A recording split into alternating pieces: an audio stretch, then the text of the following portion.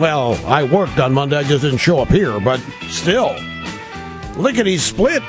Folks, I shouldn't even say this, but I'm going to say it because I have so much respect for you. I'm in the process of doing an email interview. I don't do it on the phone because of hearing. I'm doing an email interview with a radio trade publication, and I just had a question that I just answered late last night to the guy about my profound respect for you in the audience and how you are the primary objective here every day in terms of meeting and surpassing your expectations. So in the process, I feel like I'm obligated to mention to you that I don't know what today is going to end up being because I am distracted like I can't believe. I've got 15,000 things pulling at me here, and I haven't finished show prep. I didn't have a chance to finish show prep because all the stuff pulling. So we're winging it today. Now, I got sleep. It wasn't that. It's just that ever since I got here, everything but the radio show has been tugging at me.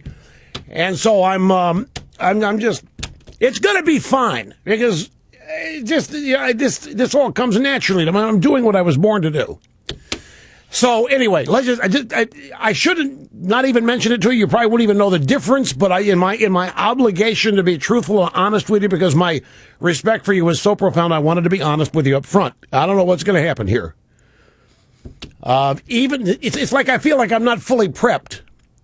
And even in that stage, I probably know 3,000% more than everybody else knows. But I still think maybe there's some stuff I haven't seen yet. So hang with me and be tough. Telephone number 800-282-2882. The email address lrushbo@eibnet.com. We have the first polling data out from Missouri. And it's a Rasmussen poll, and it isn't good. Claire McCaskill is up by 10 points over Todd Akin in Missouri, 48 to 38%. This is how Rasmussen writes it up. What a difference one TV interview can make. Embattled Democrat incumbent Claire McCaskill has now jumped to a 10-point lead over Todd Akin in the Senate race. Most Missouri Republicans want Akin to quit, while most Missouri Democrats want him to stay. The latest Rasmussen Reports telephone survey, likely voters, McCaskill 48, Akin 38, 9% like somebody else in the race, and 5% are undecided. So let's go to the audio soundbites on this.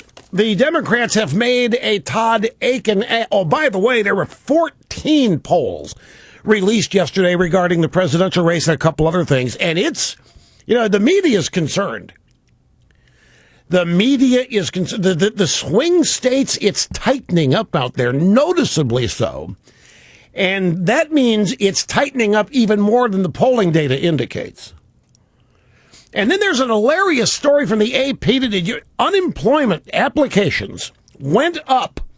And AP said that this is a sign that the job market is improving, that it is steadying out. An increase in unemployment compensation requests, and this is good news for the employment market. And then there's this. There's a Pew Research Center poll out. 50% of adults defined as middle class have suffered its worst decade in modern history. And I saw that last night. And that's the first thing I saw. And I went, well, what are people going to make of this? Worst decade in modern history. This we know. People in the middle class know it. People not in the middle class looking at know it. Everybody knows this economy is pathetic. So the Pew Center says that roughly 50% of adults defined as middle class have suffered the worst decade in modern history. In fact, the American middle class has fallen backward in income for the first time since the end of World War II. According to Pew, 85% of middle-class Americans say it is more difficult now than a decade ago to maintain their standard of living. 85%. 85% say it is more difficult now than it was 10 years ago to maintain their standard of living. 62% say a lot of the blame lies with Congress. A slight majority says a lot lies with banks and financial institutions. 8% blame the middle class.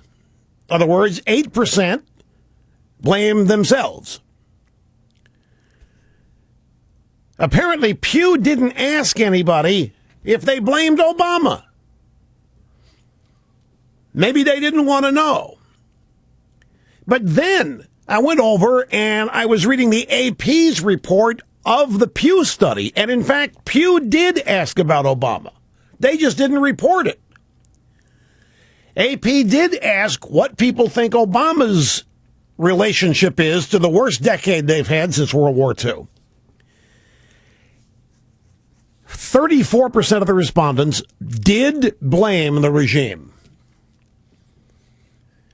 34. Now that's up. It used to be that the vast majority, and it still is a majority, would blame Bush, but 34% of the respondents blame the Obama administration. For some reason, the AP buried that way down in the bottom of the piece. Pew didn't report it at all in their own study. They had to go out and find it. Now, this probably the most disturbing part of the Pew study is this. 63% of the general public, including 67% of the middle class, think that people who want to get ahead can make it if they're willing to work hard. Only 63%. In the United States of America, only 63% think that people who want to get ahead can make it if they're willing to work hard. Well, it's more than you thought it would be. In 1999, it was 74%. We're down 14% in 12 years.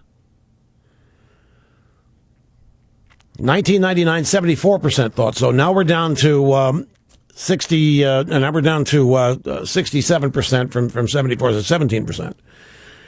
Or 7% rather. So, it even gets worse here. Only 43% in the middle class. Only 43% say that their children's standard of living will be better than their own. 47% think it's going to be worse. This is not the way Americans used to think, and it's not the way they used to feel, in addition to think. And it's not the way that they used to fashion their own futures. It's not the way they looked at the future for themselves and for their kids.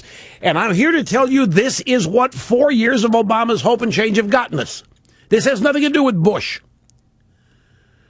And I'm going to tell you, this is one of these statistics that doesn't show up on a whole lot of polling data, and this gets buried in AP's own story. The fact that people have this attitude is going to translate into changing something now.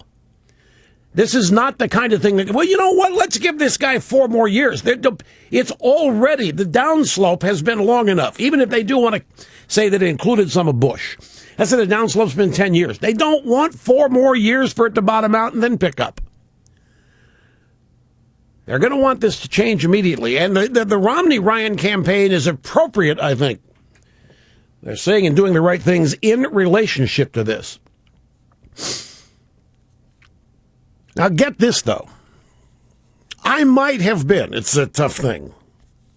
It's a tough thing to believe that I might have been wrong, but I might have been wrong about what is the most demoralizing part of the study. Get this, 52% of middle-class adults say that Obama's policies in a second term would help the middle class. 39% say they wouldn't. That's demoralizing. 52% in this is the Pew study. 52% of middle-class adults say Obama's policies in a second term would help the middle class. Only 42% say electing Romney would help the middle class. About as many, 40%, say that it would not. That's not good, folks. If it's accurate, It just shows what a good job the news media and the education system have done in dumbing down the country. But I'm going to choose to not fall prey to what I think are attempts to demoralize and dispirit everybody. So here's what it boils down to. So I think that the country could survive 4 more years of Obama. But I don't believe the country can survive in a country full of people who would reelect him. That's the great fear that I've got. You know, we can handle Obama, but if I don't know what we can do about a majority of people who would reelect the guy. Bob Tyrrell, American Spectator, has a column out today.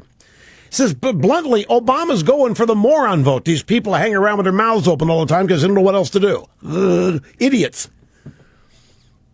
And he makes it plain, Obama is going for the moron vote. And there's no question Obama's going for the moron vote. And the Democrats have calculated that there are a majority of morons that are going to vote. And they can win them. And that they're content to let Romney and Ryan get serious and talk about these things that really matter, because the Obama team, people don't give a rat's rear end about this. They don't want to think about this stuff seriously. All they want to know is there going to be an interruption of what they're getting? And if there might be an interruption of what they're getting, they're not going to vote for the people they think are going to cause the interruption. That's what Obama's calculation is. And it's always boiled down to that for us. I know it has for you, too. 4 years, we can handle Obama, but can we handle a country with a majority of people that would re-elect the guy? I mean, Biden is the poster boy for the moron vote. The more I think about it, the more I think they're sending Biden out to act and be stupid purposely, to relate to the people they're trying to get to vote for him. Hey, we're just like you. We got a guy here just as moronic as you are, just as stupid as you are. And look at him. He's the vice president. Look what could happen to you, too. All you got to do is vote Democrat, be as dumb as a skunk, and you, too, might even end up being vice president. No, I did not lose my place in the Akin situation. I just reminded myself all these. This is what I mean about being distracted today. I just reminded myself all the other polling data. The Democrats have made a Todd Akin ad. And it was yesterday in Massachusetts, the Elizabeth Warren campaign website. She released a new radio ad, and here's a portion of it.